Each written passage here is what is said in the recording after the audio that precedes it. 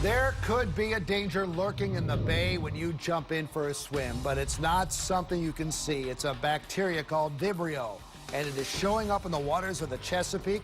The health department is now reporting 5 cases of the bacteria linked to the bay so far this summer.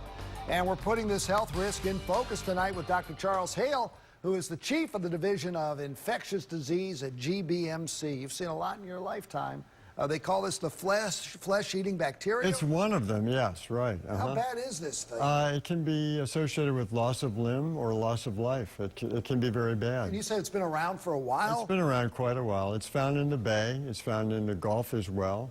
It's a saltwater bacteria. Well, how's it contracted then? Well, it doesn't affect everyone. If you're bathing and you have a wound, it can get secondarily infected. If you're in the bay and there's just been a heavy rain, that's not a good time to get in there because residue comes down, pollutes the water, and allows this thing to grow. You should take a shower after you're swimming or boating. Right away or? Shortly thereafter. Is it bad this year, really? It's hard to say. Last year there was the highest in the state in 10 years, 57 cases. Also, occasionally this can be acquired by ingestion, usually by raw oysters. That's a no-no this time of year. Oh, no. You're kidding me. Raw oysters, you can get it?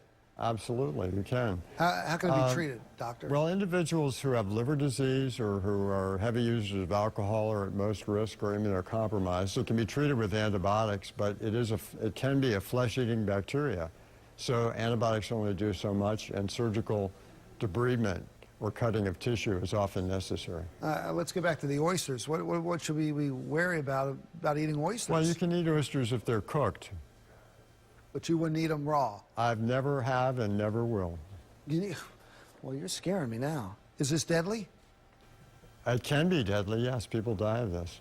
Oh, what's the typical outcome if diagnosed? All right, typical outcome in my hands or in most people's hands is survival.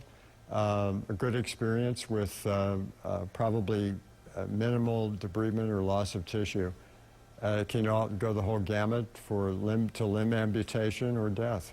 Okay. You've never had a raw oyster in your life? Never have. Man, oh man, all right. Yeah, look at you, okay. He knows, now he's gonna scare, I'm never gonna eat an oyster again. Thank you, doctor, for coming in. He's the best at GBMC. You can find more information on Vibrio, including what the health department is doing about it on our website right now. Find the story at abc2news.com right under the health section. You know, when it comes to our oceans now, mercury levels in the water have been rising, and that's a problem for seafood lovers, doctor. And researchers say more of that mercury is coming from human sources like burning of fossil fuels and mining for gold than previously thought. Mercury in the ocean can be converted into the toxic kind of mercury found in seafood.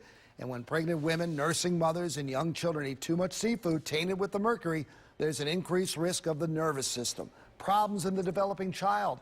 Experts say the study will help scientists understand how mercury gets into the marine food chain.